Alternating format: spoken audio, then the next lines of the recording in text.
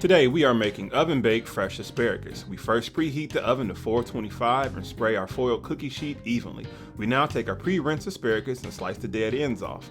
Now we're going to set our asparagus on a cookies tray, and we're going to drizzle with olive oil about 2 tablespoons and season with black pepper, kosher salt, and garlic powder, about a tablespoon of each. We rub the seasoned oiled asparagus to distribute evenly, set in the oven and bake for 20 minutes, and there you have it.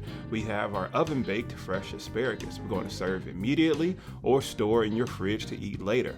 Thank you for subscribing to christiansweightsuccess.net. I'll see you in the next video. We gotta fight them all.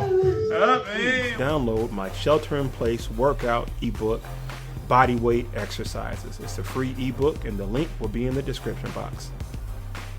In stock today, I have these Christians Weight Success hoodies as well as other merchandise. I have coffee mugs, tank tops, as well as t-shirts. So go ahead and click the link in the description box below so you can go ahead and get your hoodie as well as other merchandise. Appreciate it. Peace out.